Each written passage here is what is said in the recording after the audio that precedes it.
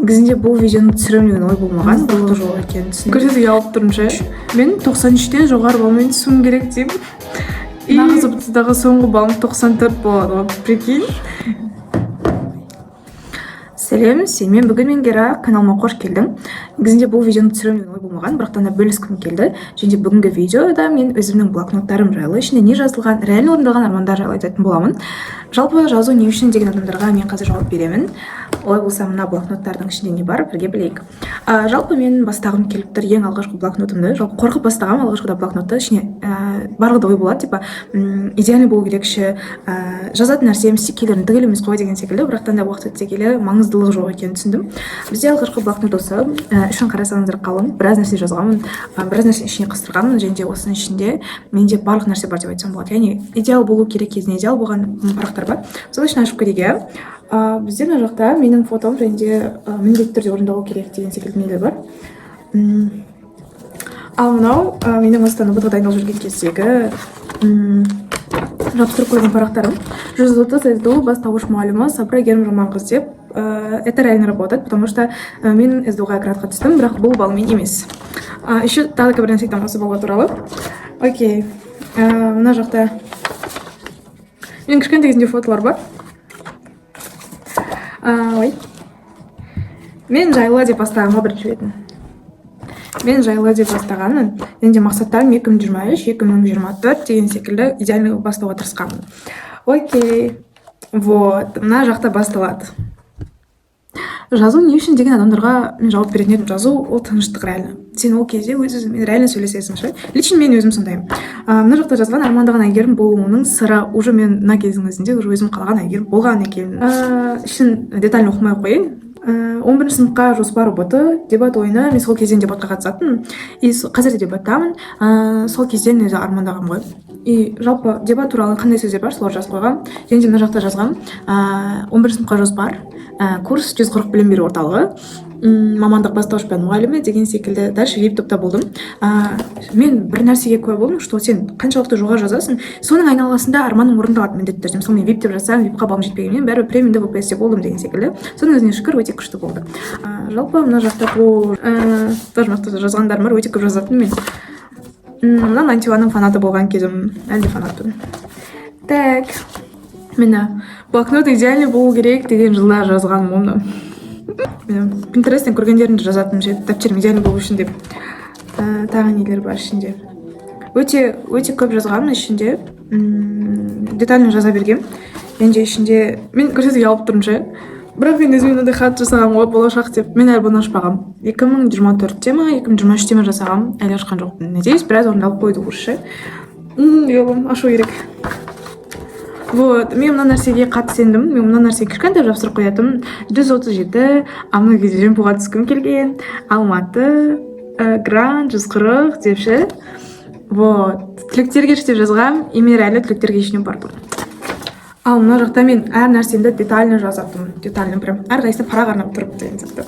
Бұл менің алғашқы күнделігім. Ішінде біраз нәрсе бар. Алғашқы кезеңде мен не ойлайтым, блокнотқа не жазу керек деп, соның барлығы жазылған. Және де менің махаббатым деп айта аламын, осы күнделікті ешқашан ұмытпаймын. Вот, бізде келесі ол бізде осы екі блокнот.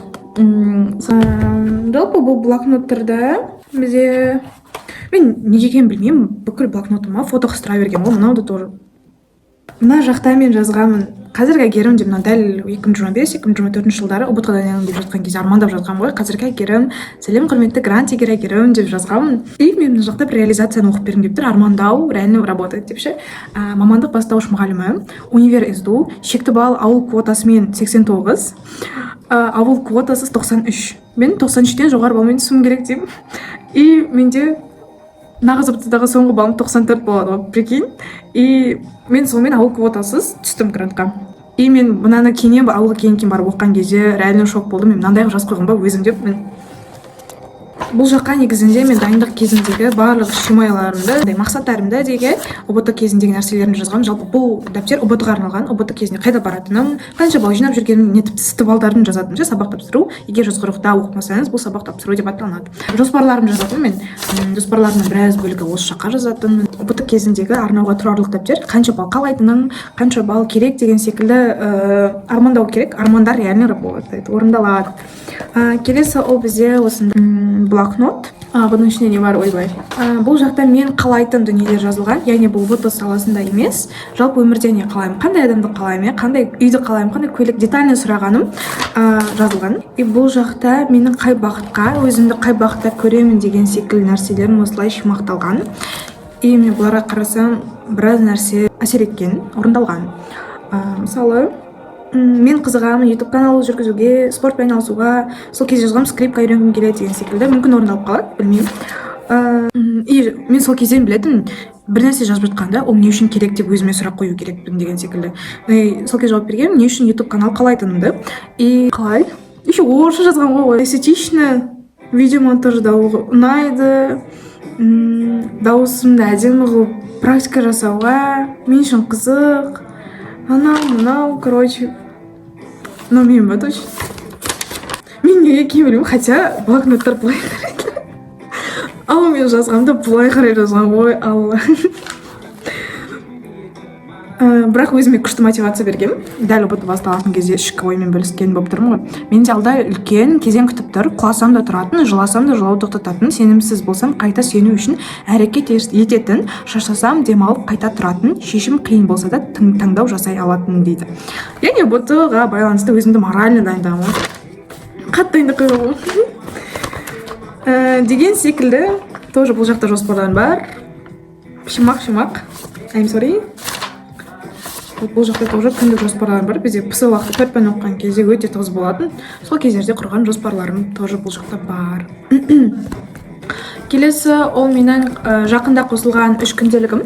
Ең бірінші және барлығына керек, арнау керек деп айтатын едім. Ол қаржылыққа арналған дәптер, яғни кіріс пен шығысқа. Мысалы, мен қазір тек стипендия алу мүмкін, қосымша жұмыс істеу мүмкін, яғни оның қай жақтан кіреді, оны шығатын жағында дұрыс есепте алу керек. Егер есепте алмасаңдар, онда ақшалардың қайда кеткенін білмей қалсаңдар, мүмкін депозитке жинау керек шығар, мүмкін ай сайын бір кітап алуға деген секілді, косметикаңа қыздар болатын болса. Бұл жақта мен әр стипендиямды жалпы қайда жұмсайтынымды және қанша ақша қалып жинайтынымды қойып қоямын. Жазатын бүкіл дәптерім бар. Келесі бұл менің өте ұнайтын блокноттарымның қатарында. Бұның ішінде мен YouTube'қа, Instagram'ға бастап жатқандықтан жалпы стратегия құруға арнағам. Яғни ішінде алда уақытта не істеуге болады, неге қызығамын, жалпы менің бақытым қалай деген секілді сұрақтарға ойыма келген идеяларды жазып отыруға қосылған жаңадан күнделік берсатып отырамын, и нәтижеге жетемін деп ойлаймын. Келесі ол мен үшін чуть барлық жылағым келгенде, андай дәл ұбт кезінде менде чуть жылайтын болып кеттім ғой, әрбір оқи сайын жылап отыратын шығар сол кездерде, или болмаса ұбт-ны тапсырып болғаннан кейін бір жақын айырылып қалған кезде тоже сағынышым жазатын деген секілді нәрселерді жазатын дәптерім. Ішінде оқып отырсам өзімнің сөздік қорыма таңғалып кетемін. Және де жарты бетіне мен өзімнің кім екенімді және де қай жаққа кететінімді қорытындылап отыратын четкі мақсаттар жазылатын дәптер болып есептелінеді. Менің мақсаттарым қазіргі таңда өте басқаша құрылуда. Жақындалған инсайттарыма байланысты. Егер қаласыңдар сендерге бөлсең, яғни бір жылға емес, лучше 3 айға жоспар құру деген секілді. 3 айдан жоспарға бөлсең, нәтижеге больше тезірек, және де нақты жетесің деген секілді пікірді естідім. Осы 2026 басталмай тұрып, және де осы жылы сол нәрсені қолданғым келіп тұр. Сондықтан да егер қаласыңдар бөліссейін. Вот. Менімен бірге болғандарыңа рахмет, пайдалы болды деген үміттемін. Және де сендерге тоже блокнот орнауға кеңес беремін. Өйткені ішіндегі жазуға любой время қайсысында керек, соны ашып көруге. Ойды жинақтау өте күшті құрал. Және жазу бос уақыт дейтіндерге мен келіспеймін, өкінішке қарай. Ол сіздің таңдауыңыз әрине, бірақ мен үшін жазу үлкен терапия тоже. Все, мен аяқтаймын. Көргеніңе рахмет. Подписка бөлімін басып қой. Пока-пока.